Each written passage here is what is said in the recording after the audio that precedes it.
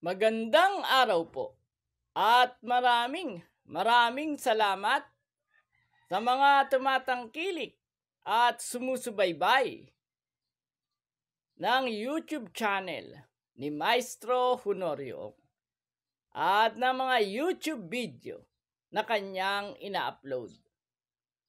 At ngayon ay nasa unang linggo na tayo ng buwan ng Hunyo.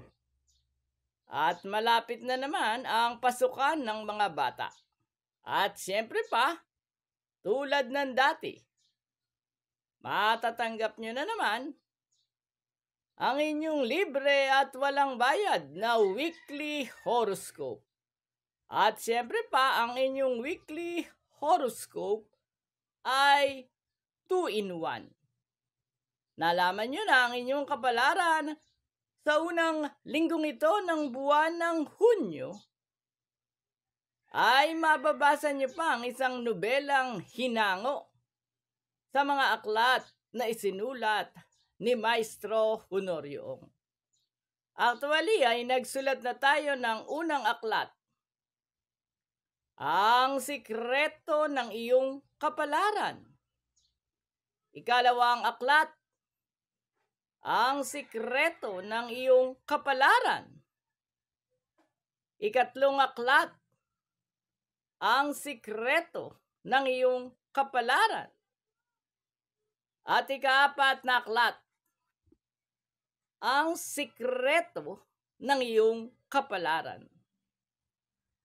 At sa mga wala pang sipi ng nasabing mga aklat ni Maestro Honorio, bilang patikim ay libre nating ipinaglilingkod ang isa sa mga nobelang hinango sa nasabing aklat, Ang Sikreto ng Okultismo at Mistisismo. Ito'y pakikipagsapalaran ng isang binatilyo na naghahangad na magkaroon ng kapangyarihan, kaya't hinalugog niya ang lumang baol ng kanyang lolo Damiang Agimat, na iniingatan naman ng kanyang tatang na si Sabater. At sa lumang baol ay natagpuan niya ang iba't ibang aklat at mga lihim na paraan upang magkaroon ng kapangyarihan.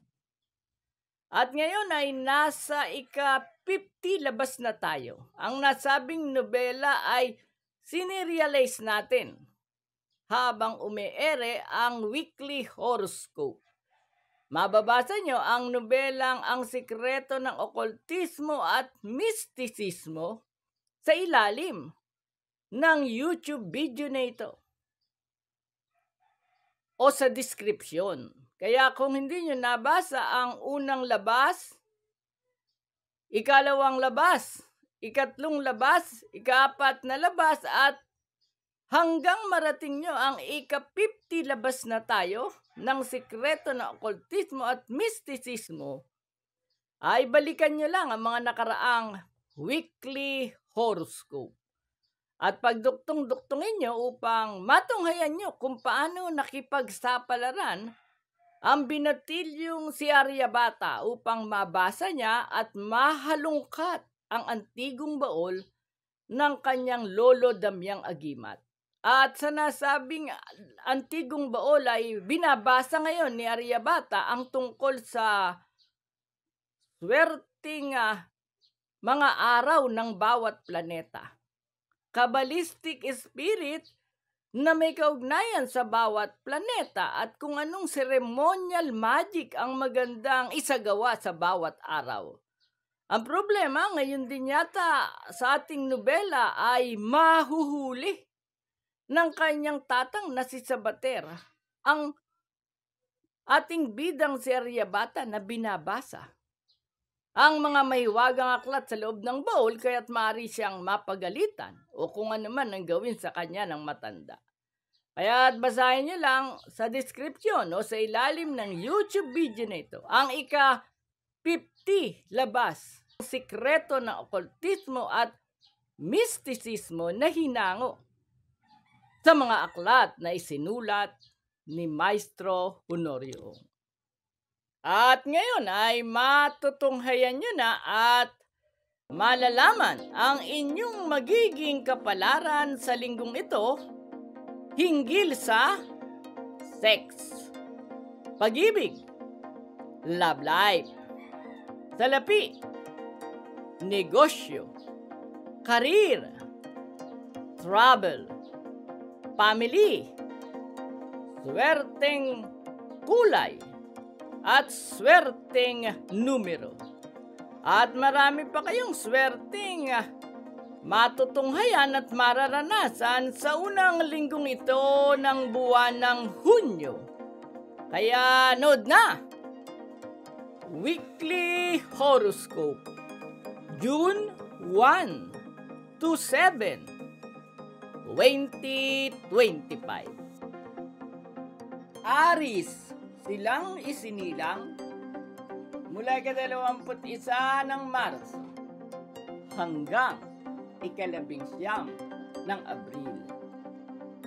Sa unang linggong ito ng buwan ng Hunyo, hindi pa rin nagbabago ang lagay ng iyong kapalaran. Nasa todong lakas pa rin ang swerte mo. Magpatuloy ka lang sa kasalukuyan mong mga ginagawa at tiyak na pagpapalain ka ng nasa itaas. Paniguradong marami pang swerte at magagandang kapalaran ang idadagdag sa iyo ng langit. May kaugnayan sa damdamin, sa pag-ibig, sa karangalang panglipunan, sa makapal na halaga ng salapi, at sa bultong material na mga bagay. Mapalad na kulay ang magenta, maswerteng numero 7, 13, 11, 18, 32, at 45. Taurus, silang isinilang mula ika-20 ng Abril hanggang ika-20 ng Mayo. Muli mong mararanasan sa ngayon ang kasabihang mapalad ang nagbibigay kaysa sa tumatanggap. Ito rin ang dahilan kung bakit patuloy na umuunlad ang iyong buhay. Matulungin ka kasi at mapagbigay. Dahil sa ugali mong ito, lalo kang bibigyan ng maraming swerte, ng maraming mga biyaya, at ng maraming mga pagpapala ng langit. May kaugnayan sa material na mga bagay, sa malapitan at malayuang mga paglalakbay, at sa isang masaya at matagumpay na pamilya. Mapalad na kulay ang orange, maswerteng numero 9, 12, 19, 27, 33, at 42.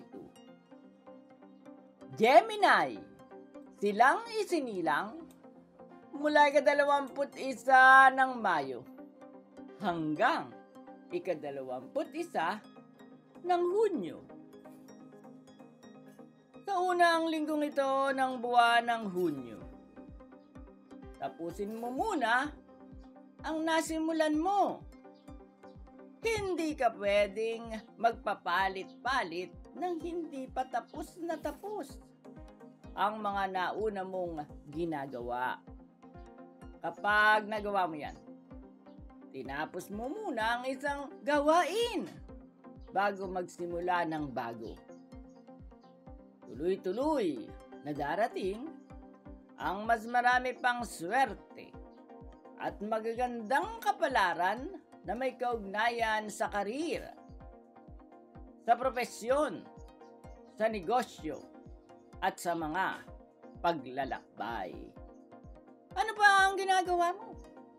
Tapusin mo na ngayon ang mga nakabinbin na gawain. Mapalad na kulay ang silver. Maswerteng numero. 5, 17, 23, 34, 38, at 41. Cancer, silang isinilang mula ika-22 ng Hunyo hanggang ika-22 ng Hulyo. Panghihimasukan ka na naman ng iba ang iyong diskarte. Kaya magulo ang hanay ng iyong mga dapat isakatuparan. Huwag kang pumayag sa mga nakikisawsaw sa iyong desisyon at gawain. Sa unang linggong ito ng buwan ng Hunyo, higit kang suswertihin at magkakaroon ng mas maraming magagandang kapalaran kung ang sarili mong pasya at kagustuhan ang masusunod. Mapalad na kulay ang green. Maswerteng numero. 1, 15, 28, 32, 37, at 44. Leo, silang isinilang mula ika-23 ng Hulyo hanggang ika-22 ng Agosto. Kapag kumukulo ang tubig, ito ay umuusok. Sa unang linggong ito ng buwan ng Hunyo, halos ganun din ang darating sa iyong swerte at magagandang kapalaran. Mainit at umuusok-usok pa. Ipamahagi mo ito sa iba, lalo na sa mga taong malapit sa iyo at ganun din sa mga taong kapuspalad at alam mong wala nang maaasahan pa. Huwag kang matakot na maubos dahil tulad ng talbos ng kamoting baging. Habang tinatalbosan, lalong lumalago ang mga dahon at dumarami ang mga sanga. Halos ganun din ang magaganap sa iyong kapalaran. Mas marami pang mga biyaya at mga pagpapala ang siguradong sunod-sunod na darating sa iyo sa susunod na mga araw na magsisimula na ngayon. Mapalad na kulay ang gold. Maswerteng numero. 1, 9, 19, 25, 33, at 40. Virgo, silang isinilang mula ika-23 ng Agosto hanggang ika-22 ng Setyembre. Ang iba ay sobrang pagod para kumita ng malaking halaga. Ang sa iyo ay kakaiba. Konting pagod lang at maraming saya. Pero kikita ka pa rin ng malaking halaga. At ang maganda pa nito, kasabay ng mga swerte at mga pagpapala mo sa unang linggong ito ng buwan ng Hunyo, isa-isa ring magdaratingan ang mga taong magbibigay sa iyo ng makapal na halaga ng sarapi. Magbibigay sa iyo ng sarap at magbibigay sa iyo ng matamis na karanasan at kakaibang ligaya.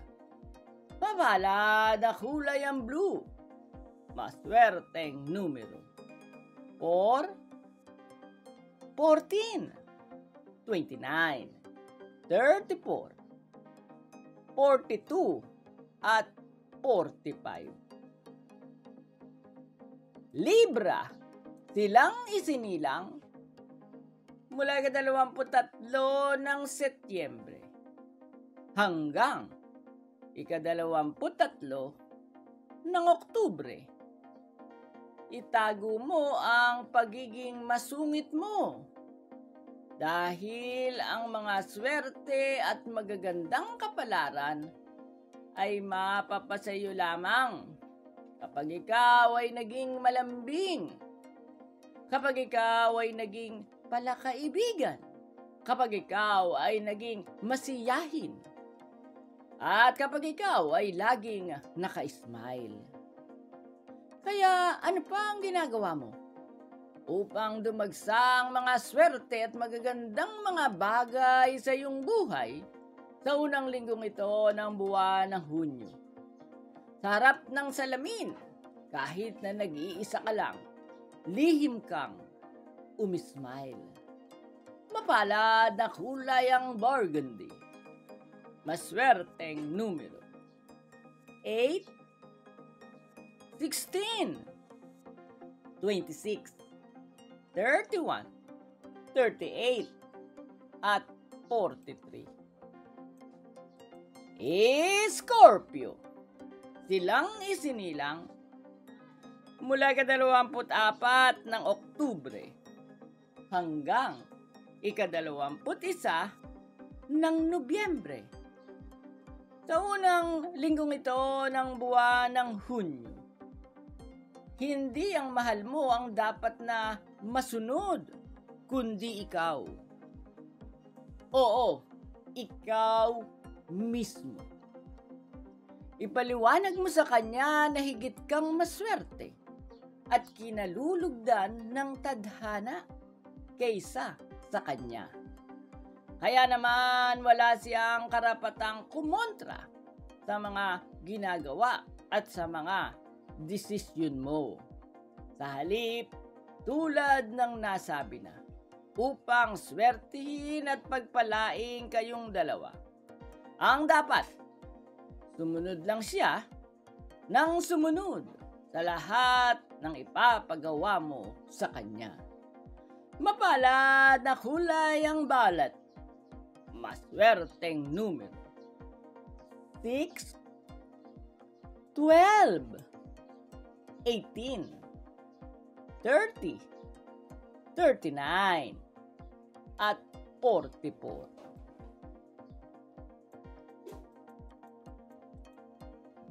Sagittarius, silang isinilang mula ika-22 ng Nobyembre hanggang ika-21 ng Disyembre.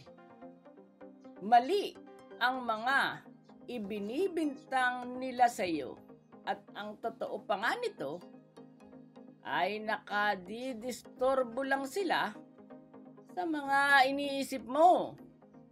Kaya sa linggong ito, ituloy mo lang ang mga dati nang inuugali mo. Higit sa lahat, huwag mong pansinin ang nagsasabing ikaw ay uripot at makunat. Ang mahalaga, nabibili at napupuntahan mo ang mga bagay na gusto mong bilhin at ang mga lugar na gusto mong puntahan. At ang mas maganda pa nito, ito rin ang panahon upang maglunsad ka ng isa pa at huling hirit para sa pamamasyal. Oo, inuutusan ka ng langit. Nai-enjoy mo lang ang life at patuloy ka pang papalarin. Habang ang mga naiinggit sa iyo ay kusang tatanggalan ng langit ng mga swerte upang ilipat at idagdag pa sa iyo ng idagdag. Mapalad na kulay ang red. maswerteng numero. 3, 15, 24, 36, 41, at 45. Capricorn, silang isinilang mula ika-22 ng Disyembre hanggang ika-19 ng Enero. Dasal at pagpapaganda ang magiging susi ng iyong magandang kapalaran sa unang linggong ito ng buwan ng Hunyo. Oo, walang duda. Basta't lagi ka lang madasalin at lagi ka lang magpaganda. Ang swerte at buenas sa lahat ng aspeto ng iyong buhay ay maaakit mo ng maaakit.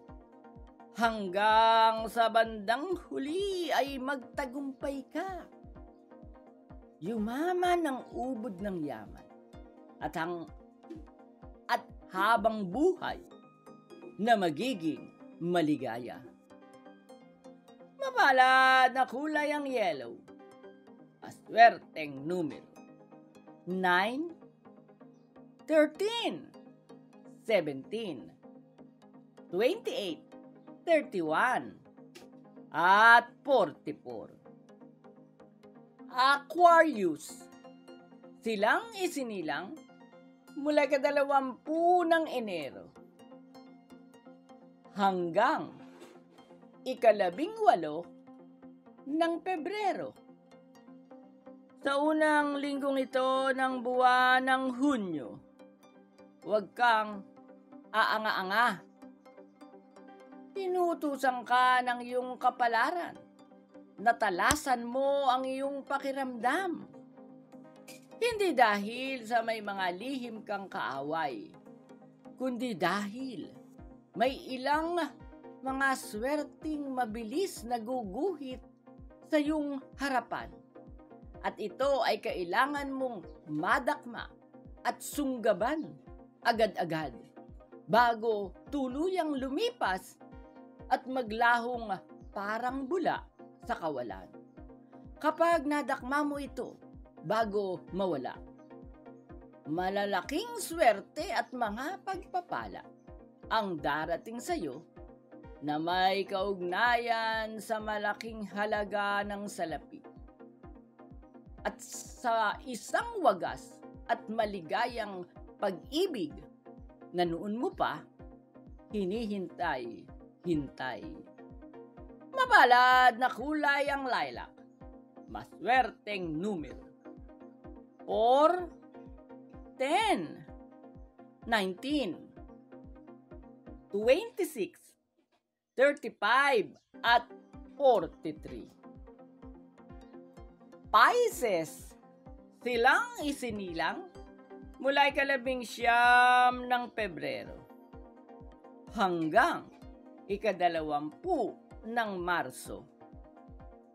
Sa unang linggong ito ng buwan ng Hunyo, wag na wag kang mawawalan ng pag-asa at hindi rin dapat na makasingit sa isipan mo ang mga pangit na nangyari sa iyong buhay noong nakaraan. Mas maganda na alalahanin mo ang iyong mga napagtagumpayang pagsubok. Alalahanin mo rin yung mga dati mo nang natamong achievements at yung mga nakaraang mga araw o taon ng iyong buhay na naging matagumpay ka at naging maligaya. Kapag ang mga happy moments at mga positibong pangyayaring ito ang lagi mong inaalala at isinisilid sa iyong isipan, makikita mo, mararamdaman mo, mararanasan mo, kasunod agad nito ang pagdating ng mas marami pang swerte at mas marami pang magagandang mga kapalaran. Mapalad na kulay ang lavender. Maswerteng numero. 2, 11, 20, 28, 37, at 41. Maraming salamat po sa nanood ng Weekly Horoscope. At kapag wala kayong magawa ay inaanyayahan ko pong panoorin nyo at pasyalan ang ating mga playlist sa YouTube channel na ito ni Maestro Honorio. At siyempre pa, marami kayong matututunan sa panonood ng ating mga playlist upang maanalisa nyo ang sarili ninyong kapalaran at kapalaran ng inyong mga mahal sa buhay. Nandyan ang ating playlist na Swerteng Guhit ng Palad. Sa pamamagitan ng palmistry o pag-aanalisa ng mga guhit ng palad, ay malalaman mo kung sino-sino ang mga individual na yayaman. At marami ka pang matutuklasan tungkol sa pag-aanalisa ng sarili mong guhit ng palad. At mayroon din tayong playlist na Swerteng Numerology.